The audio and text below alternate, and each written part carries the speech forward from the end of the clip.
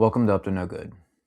Empathy is very powerful, but used incorrectly, it can actually produce the exact thing we want it to prevent: harm. When this happens, it's called displaced empathy.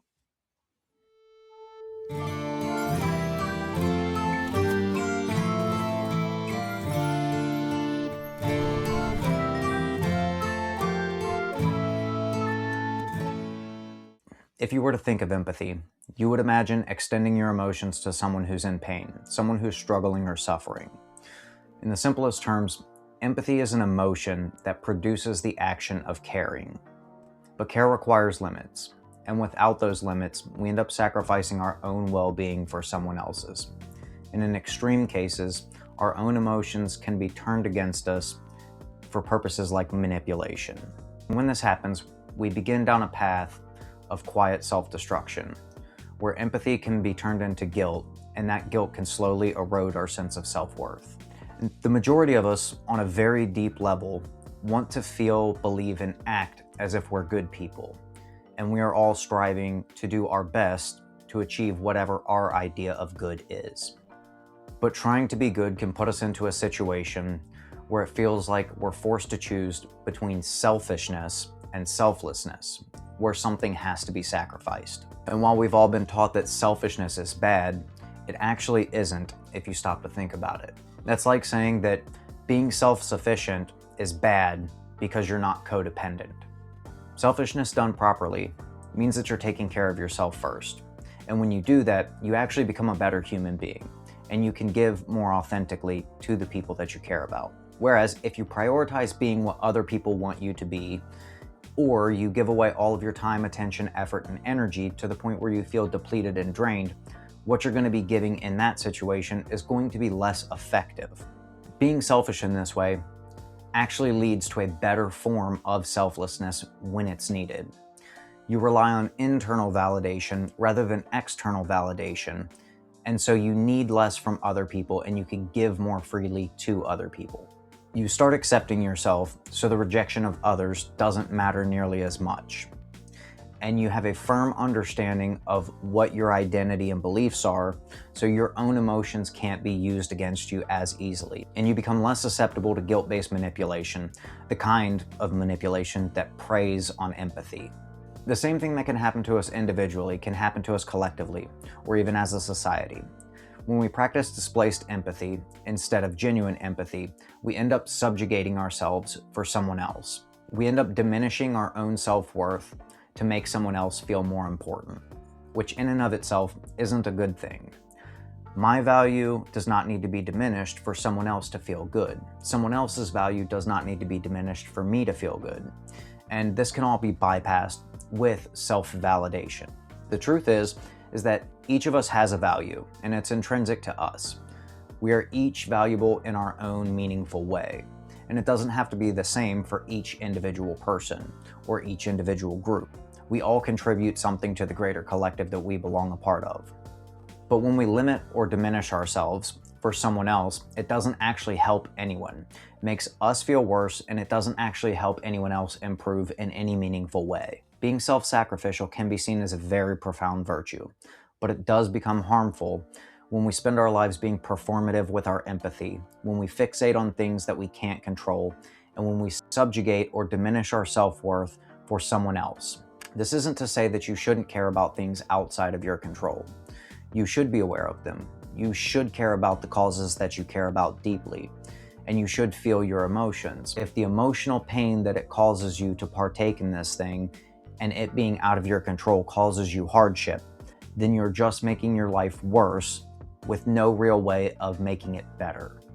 And when you do this, you're trapped on an endless emotional roller coaster. The same thing can be said for empathy extended to people that are close to us, that we do have contact with.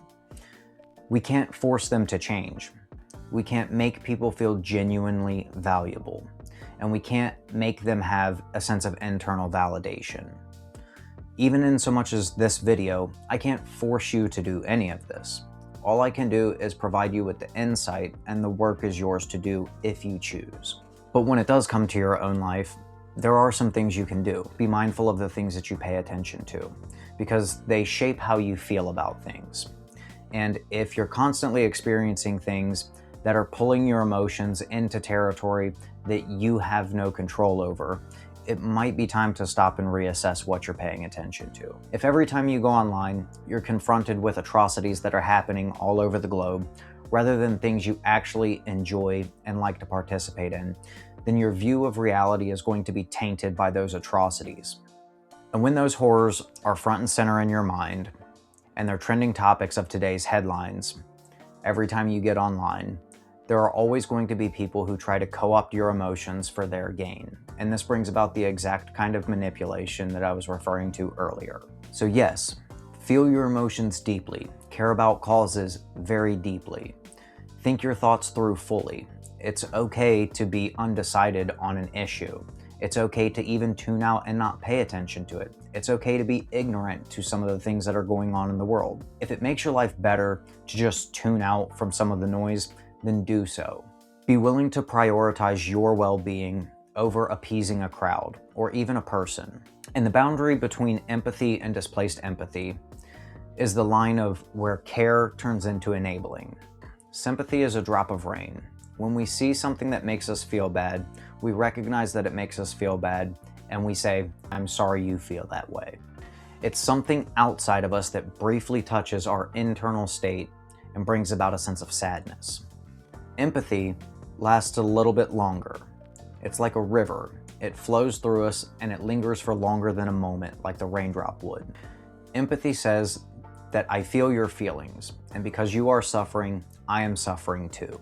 And there's a level beyond empathy, and it's called compassion. It's like an ocean. It's almost endless. It's when we feel another suffering so much so that their suffering becomes our cause. And because we want an end to come to that suffering, we take it upon ourselves to try and help. The point of compassion isn't to stay in the depths and drown with the other person. It is to move them out of the depths and onto stable ground.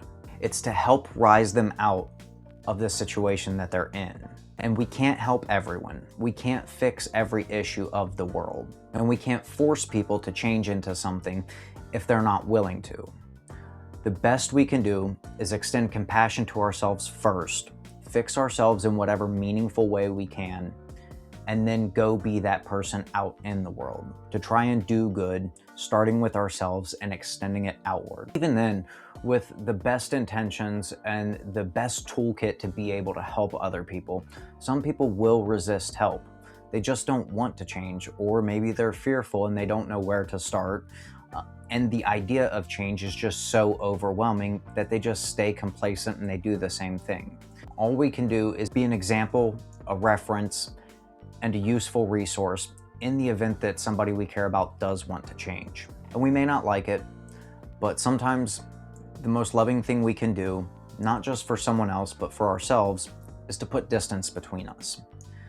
To prioritize selfishness and our own well-being, and still remain somewhat emotionally available to someone else should they choose that they want to change. Empathy used to its fullest effect will become compassion, but compassion itself requires us to be good wielders of it, to understand our limitations, our boundaries, our own self-awareness, and our own emotions. It doesn't mean feeling less, it means feeling wisely. It means choosing the ways in which we think about what's going on and how we feel about it, and sometimes withholding thought and feeling from it altogether. Discernment is what makes compassion sustainable. It's what prevents us from feeling drained by what's going on. And here's a quick way that you can identify if this is happening to you. Empathy should lead you to compassion, and compassion should lead you to a clarity of thought and action, not a sense of confusion, helplessness, and exhaustion. So if you're paying attention to things and you're leaving feeling confused, it might be time to rethink what you're paying attention to and why. We can't heal the entire world, nor can we hold all of its pain inside of us. We can't heal the entire world or carry all of its pain inside of us.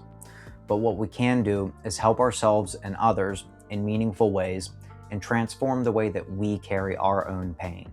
And in doing this, we can love ourselves deeper and we can love others without losing ourselves. We can become mentors rather than martyrs.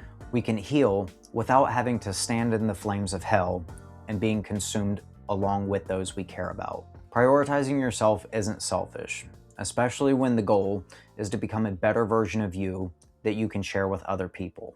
Not all of us are going to carry the same cause. The world is going to need people who are prioritizing nature, and others who are prioritizing people's well-being, and others who are looking at how to end suffering abroad. The world needs all of these and everything in between. It needs left, right, and center. Having a cause is good, it's meaningful, and it can give you a sense of purpose, but we don't all have to share the same cause. And it's good that we don't.